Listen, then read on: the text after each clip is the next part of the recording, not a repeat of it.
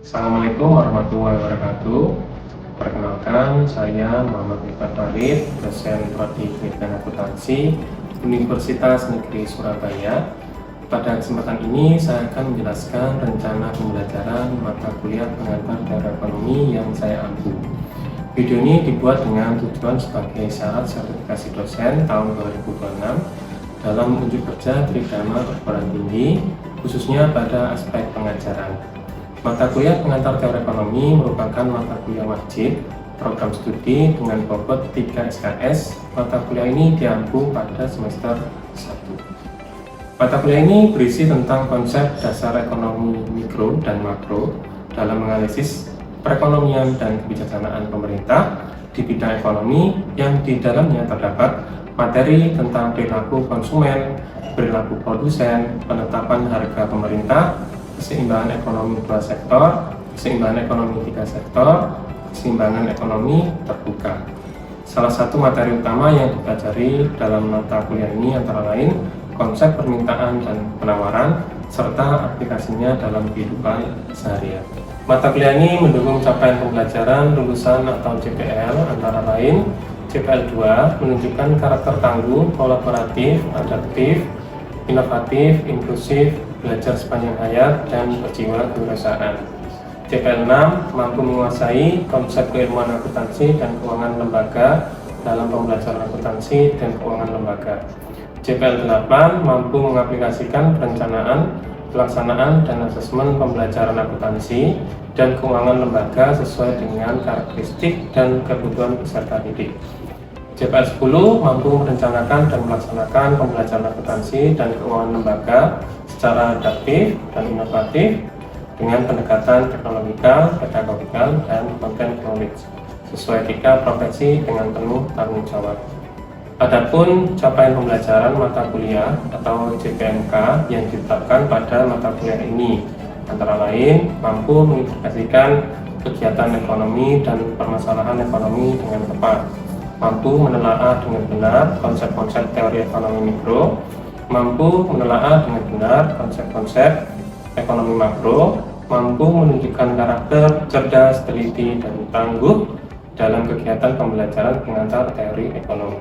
Pada mata kuliah ini, model pembelajaran yang digunakan adalah studi kasus atau case study dengan metode problem-based learning.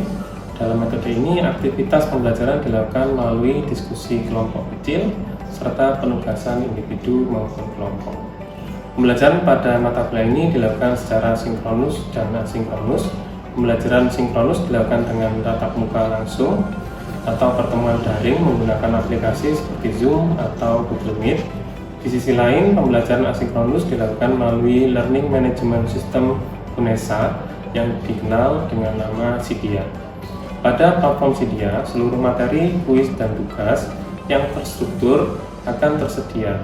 Sumber belajar yang digunakan pada mata kuliah ini berupa buku, artikel ilmiah, dan sumber lain yang relevan dengan mata kuliah ini. Pembelajaran akan dievaluasi dengan memperhatikan beberapa aspek seperti partisipasi mahasiswa, tugas, kuis, serta tes yang dapat dilakukan secara lisan maupun tertulis. Bobot penilaian disesuaikan dengan capaian pembelajaran mata kuliah CPMK yang menjadi target pembelajaran. Seluruh bobot penilaian tersebut didistribusikan ke dalam 16 kali pertemuan perkuliahan. Berikut merupakan pelaksanaan pembelajaran pada mata kuliah pengantar teori ekonomi yang diselenggarakan secara tatap muka di kelas. Assalamualaikum warahmatullahi wabarakatuh. Waalaikumsalam warahmatullahi wabarakatuh.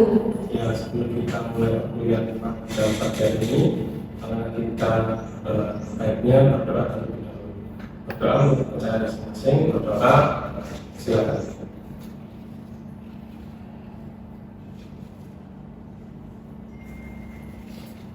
Oke, selesai.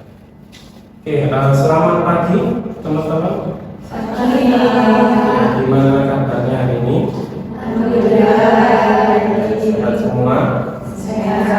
Ada yang tidak masuk? Masuk semua? Alhamdulillah, sehat-sehat semua ya. Oke, sebelum kita mulai kemudian pada pagi hari ini saya ingin bertanya ya, terkait pertemuan yang minggu lalu. Ada yang masih ingat minggu lalu materinya apa? Ya, materinya masih terkait dengan permintaan dan penawaran. Ya, jadi kemarin itu kita membahasnya pengertiannya saja. Dan yang pertemuan yang sekarang, ya, pertemuan 3, kita membahas terkait menggambar kurvanya. Gitu ya. Jadi kita mengaitkan minggu yang lalu karena masih berkaitan, gitu ya. Jadi terkait pengertiannya, dan sekarang kita belajar untuk membuat kurvanya seperti itu. Oke. Nah, sebelum kita mulai, kita harus tahu dulu tujuan pembelajaran di pertemuan kita yang ketiga ini. Tujuan pembelajaran di pertemuan 3 ini adalah subjek PMK-nya yaitu mampu memahami konsep permintaan dan penawaran serta aplikasinya dalam kehidupan sehari-hari. Ya, jadi nanti kita akan belajar terkait menggambar kurvanya dan lain-lain. Nah, ini sekarang kita bisa lihat di sini ya. Nah, dari kurva permintaan ini kita kalau membuat kurva, ya, kurvanya itu berarti dari kiri atas ke kanan bawah, itu kurva permintaan. Ya, jadi kurva permintaan di sini pergerakannya adalah dari atas ke bawah, dari kiri atas ke bawah kanan, gitu ya. Dari titik yang di sini sebelah sini ya harga. Ya, jika harga naik maka kualitas turun. Nah, sehingga titik di A ini dia harganya naik, ya. Tapi jumlah barangnya yaitu turun semakin sedikit, gitu ya. Nah, begitu juga sebaliknya, kalau misalkan harganya itu turun, harganya rendah, otomatis jumlah barang yang diminta pasti lebih banyak, ya, sehingga dia bergeser karena semakin banyak ya. Titik nol kita ada di sini. Nah, sehingga kita tarik garis lurus. Yang pertama posisi A dan kemudian ke B. Maka dia bisa dibuat garis, sehingga garis permintaan itu dia dari kiri atas ke kanan. Oke, itu kalau misalkan pergerakan, gitu ya. Jadi di sini penyebabnya perubahan harga barang itu sendiri. Ya, efeknya konsumen menyesuaikan kuantitas bandingnya berdasarkan perubahan label harga. Nah, terus bagaimana kalau misalkan kurvanya itu bergeser? Maksudnya bagaimana? Nah, tadi perubahannya kalau misalkan pergerakan itu dari kiri atas ke kanan. Terus kalau misalkan bergeser, faktornya apa? Itu ya. Jadi penyebabnya faktor perubahan eksternal. Contoh, jika pendapatan naik. Nah, jadi kalau misalkan pendapatan naik ya dari misalkan 1 juta menjadi 2 juta, otomatis harga misalkan dari titik A ini ya sama. Saya masih bisa beli nggak kalau misalkan gaji saya yaitu yang awalnya 1 juta menjadi 2 juta. Ibaratnya seperti misalkan bakso. Gitu. Kalau misalkan harga bakso 10.000, ya. Kalau misalkan harganya naik menjadi 15.000, otomatis dia posisinya di titik A. Ya. Kalau misalkan terus harga baksonya turun, misalkan awalnya 15.000 terus jadi 10.000, otomatis saya bisa membeli lebih banyak bakso.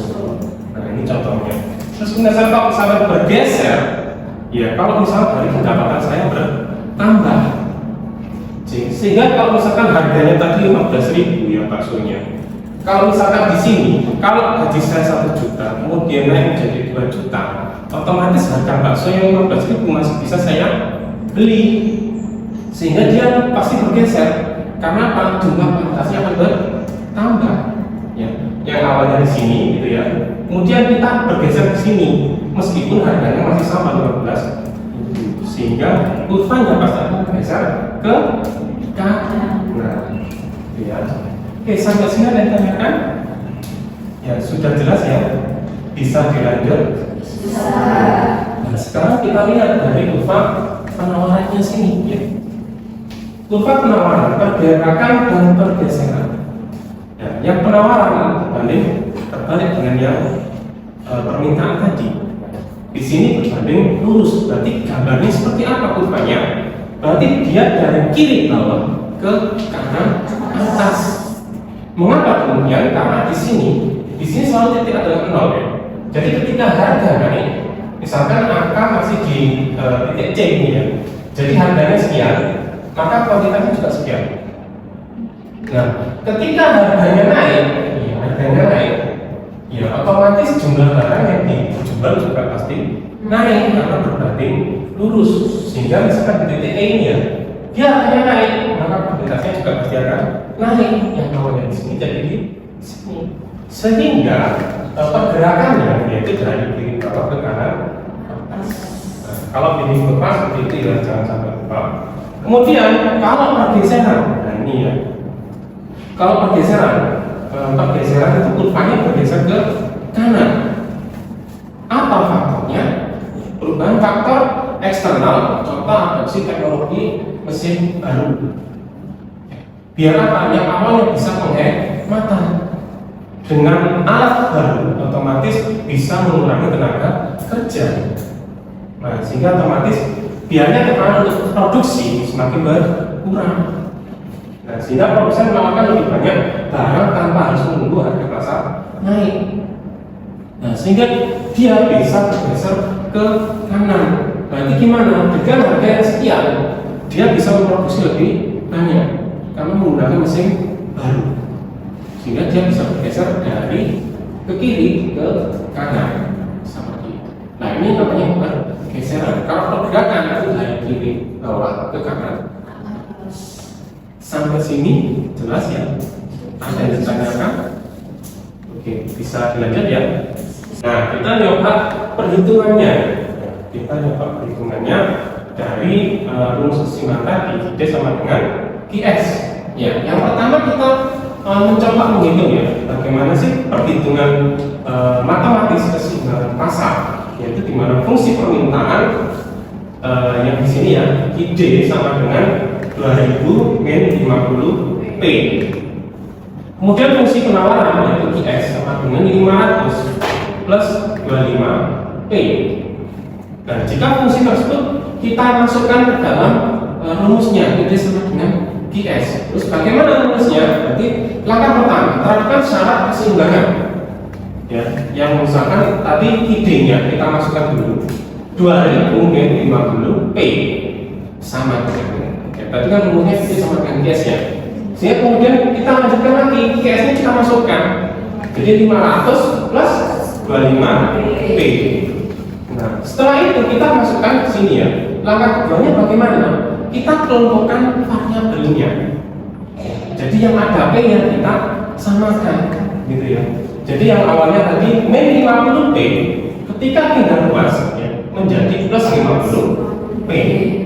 Begitu juga sebaliknya, yang 500 tadi itu 500 plus kan, dia pindah luas ke sebelah kiri, ya, menjadi minus. Nah, sehingga 2000 dikurangi 500 sama dengan 25P plus 50P. Sehingga kalau misalkan kita hitung, ketemunya adalah 1500 sama dengan 75. Oke, kemudian langkah yang ketiga, tentukan harga keseimbangannya. P sama dengan 20 ya, karena memang ini tadi kalau misalkan dibagi ya, jadi 1500 dibagi 75 sehingga hasilnya P sama dengan 20.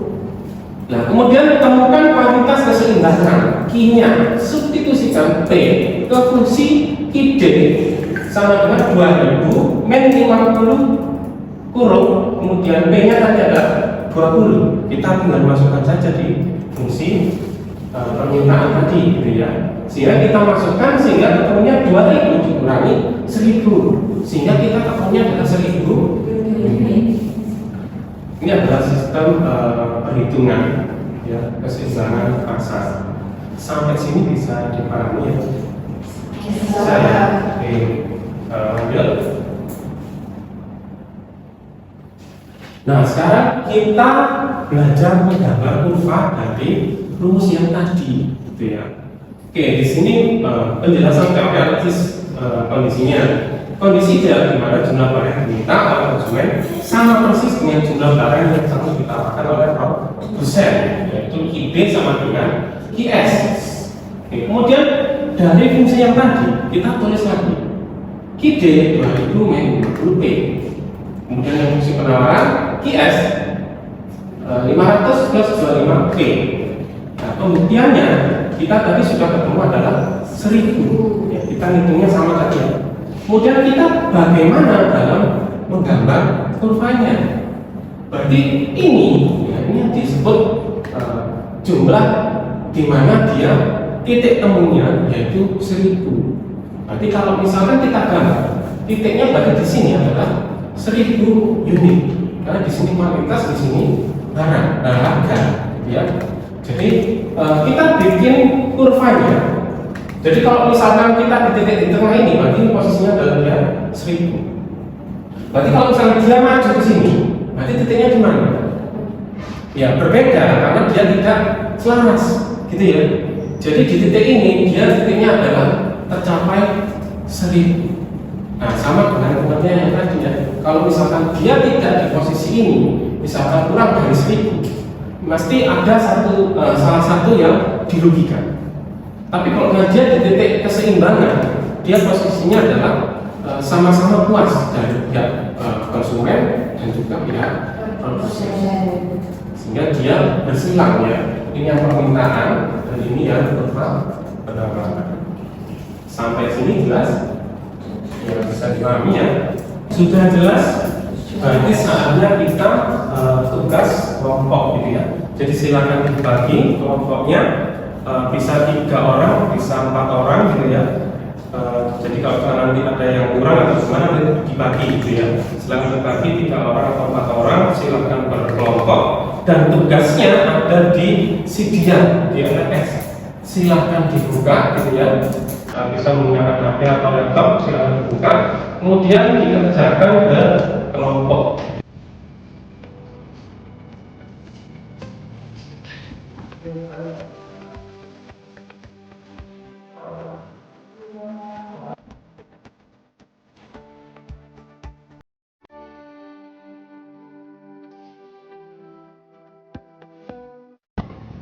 Oke, baik, sudah selesai ya.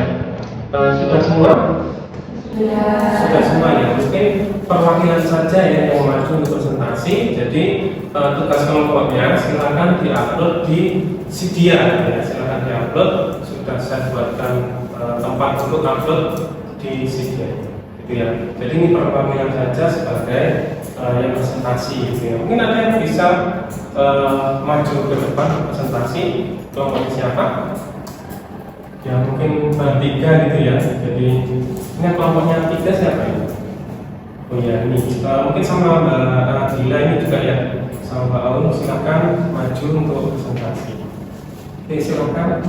Baik, izin mempresentasikan dari jawaban jelas kelompok kami. Yang pertama yaitu soalnya jelaskan bagaimana fenomena harga Rp19.999 selaras dengan hukum permintaan, sertakan asumsi ceteris paribus. Nah, jadi fenomena harga 19.999 itu selaras dengan hukum permintaan, yaitu semakin rendah harga suatu barang, semakin banyak juga jumlah barang yang diminta oleh konsumen. Jadi harga 19.999 itu dipersepsikan lebih murah dibandingkan harga 20.000. Meskipun selisihnya itu hanya Rp1 saja, persepsi ini tuh dapat mendorong para konsumen untuk membeli lebih banyak barang dan lebih cepat mengambil keputusan untuk membeli barang tersebut. Nah, kemudian hubungannya antara harga dan jumlah yang diminta tersebut hanya berlaku dengan asumsi ceteris paribus, yaitu faktor-faktor lain dianggap tetap seperti pendapatan konsumen, kemudian selera, harga barang lain, jumlah penduduk, dan ekspektasi terhadap harga di masa depan. Jadi dengan demikian perubahan jumlah permintaan itu terjadi karena adanya pengaruh perubahan harga. Jadi bukan karena faktor-faktor lainnya.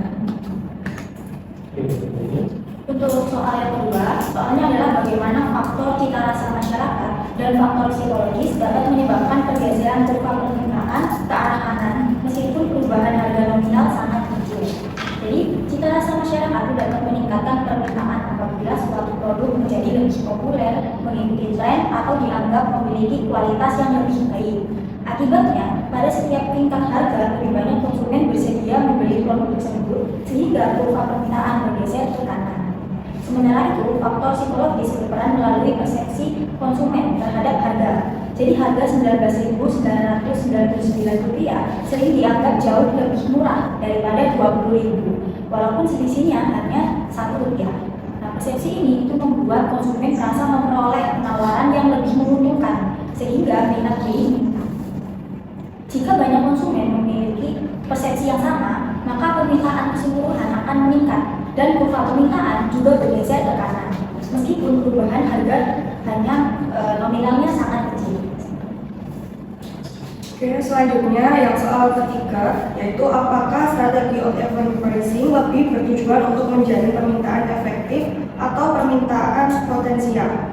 Nah, menurut kelompok kami, strategi odd-even pricing lebih bertujuan untuk menjaring permintaan efektif. Hal ini karena strategi tersebut dirancang untuk mendorong konsumen yang sudah memiliki kemampuan dan keinginan membeli agar segera melakukan transaksi. Harga seperti Rp19.999 memberikan kesan lebih murah sehingga mempercepat keputusan pembelian. Walaupun strategi ini juga dapat menarik sebagian konsumen yang sebelumnya hanya berminat atau permintaan potensial, tujuan utamanya adalah mengubahnya pembeli menjadi pembeli nyata, sehingga lebih berfokus pada peningkatan permintaan efektif yang menghasilkan tujuan langsung. Oke, baik, terima kasih. Beri tangan kita studi kasusnya, itu dimana tadi contohnya terkait bagaimana harga barang bisa mempengaruhi pembelian. Dari yang awalnya hanya 2.000, hanya 20.000, sehingga kita berkurang hanya 1, gitu. Angkanya berubah, tapi kelihatan lebih murah, padahal turunnya hanya Rp1. Kalau misalnya studi kasus seperti ini, kira-kira teman-teman banyak nggak pernah belanja gitu, terus lihat harganya yang seperti itu ya, yang awalnya misalnya 200.000 menjadi 199.999 gitu ya. Jadi kelihatan wah ini kepala depannya itu hanya masih angka 1 dan 2, sehingga masih terlihat murah, padahal turunnya itu hanya Rp1. Kira-kira teman-teman pernah lihat nggak di situ? Misalkan pernah belanja seperti itu? Di mana kira-kira tempat belanja itu? Pasar tradisional atau pasar modern? Pasar modern, ya. Kalau tradisional itu bisa negosiasi seperti itu ya. Tapi kalau pasar modern biasanya terlihatnya seperti ini, gitu ya. Jadi dilihat dari harganya seperti ini. Kenapa? Alasannya kenapa kok dia permintaan menjadi naik padahal turunnya hanya Rp1. Nah, kita melihat dari psikologi konsumennya sendiri. Dari otak manusia membaca angka dari kiri ke kanan, sehingga kalau melihat dari awalnya aja menjadi yang awalnya 2 menjadi 1, kita merasa seperti lebih murah. Memang benar lebih murah, tapi hanya berkurang Rp1, sehingga melihatnya menciptakan ilusi psikologis bahwa barang tersebut jauh lebih murah. Kemudian pergeseran demand, ilusi ini secara artifisial menggeser kurva permintaan ke kanan tanpa mengorbankan margin laba. Jadi memang turunnya hanya Rp1, tapi berdampak sehingga kelihatan lebih murah. Jadi meningkatkan permintaan. Kemudian selisih Rp1 dicatat dalam sistem kas capital modern, menciptakan transparansi akumulasi dan seringkali diprediksikan secara otomatis dari jutaan transaksi per hari. Jadi teman-teman kalau misalkan dengan harga yang 19.999 ya, bayarnya apakah ada kembalian Rp1? Pasti nggak ada, dan kasih juga pasti bilang gitu ya, bisa didefinisikan gitu kan. Jadi sehingga tetap bayarnya itu 20.000. Jadi memang kenapa studi kasusnya seperti ini? Karena memang yang terjadi selama ini keseharian kita itu memang banyak yang seperti ini, gitu ya. Sampai sini bisa dipahami?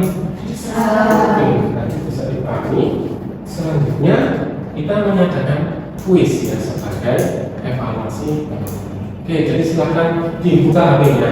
Ya, dibuka HP-nya, silakan di-scan.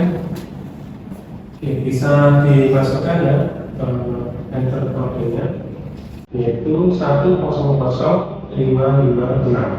Kamu ada?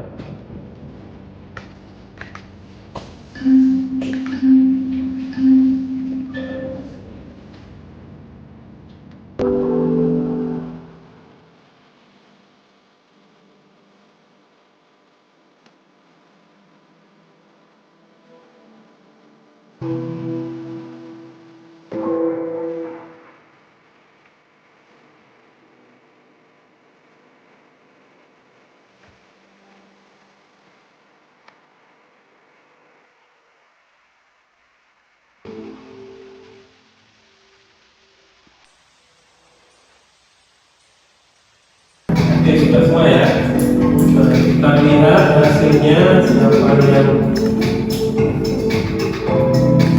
ranking 1, 2, dan 3? Ya, ada.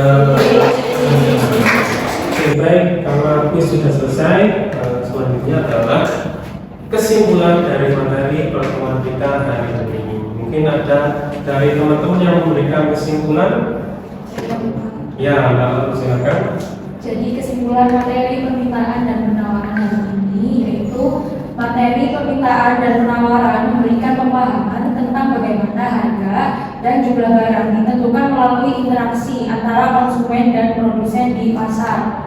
Melalui tabel atau skala permintaan dan penawaran dapat diketahui hubungan antara perubahan harga dengan jumlah barang yang diminta maupun ditawarkan. Data tersebut kemudian dapat disajikan ke dalam bentuk kurva, di mana kurva permintaan memiliki kemiringan negatif, yaitu menurun dari kiri atas ke kanan bawah. Sedangkan kurva penawaran memiliki kemiringan positif, yaitu menanjak dari kiri bawah ke kanan atas. Selain itu, fungsi permintaan dan fungsi penawaran digunakan untuk menyatakan hubungan antara harga dan jumlah barang secara matematis, sehingga memudahkan analisis serta perhitungan keseimbangan pasar.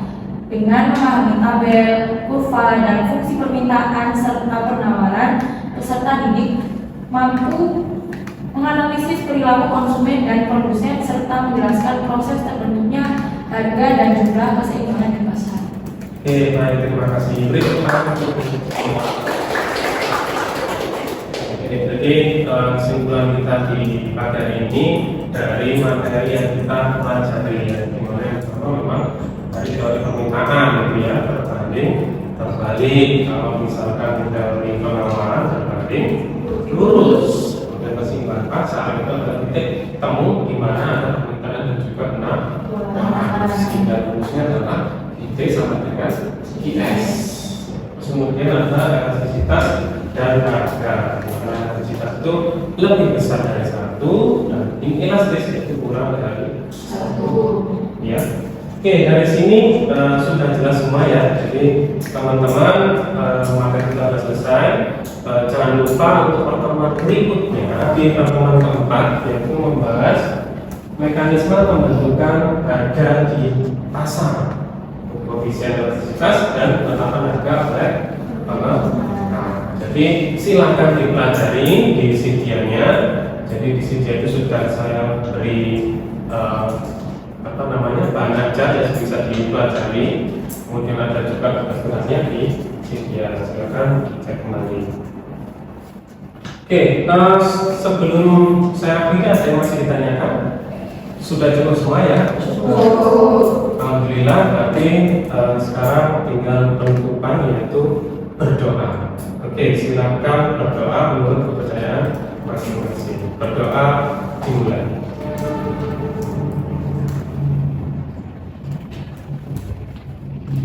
Oke, selesai. Baik, terima kasih. Kalau sudah ditanyakan, saya akhiri. Mohon maaf ya, ada salah kata. Saya akhiri. Wassalamualaikum warahmatullahi wabarakatuh. Waalaikumsalam warahmatullahi wabarakatuh.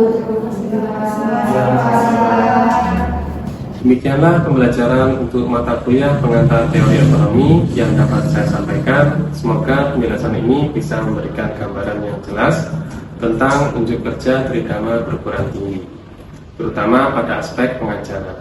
Saya mengucapkan terima kasih yang sebesar-besarnya kepada tim penilai sertifikasi dosen dan juga seluruh civitas akademika Universitas Negeri Surabaya yang selalu memberikan dukungan dalam pelaksanaan tridharma perguruan tinggi.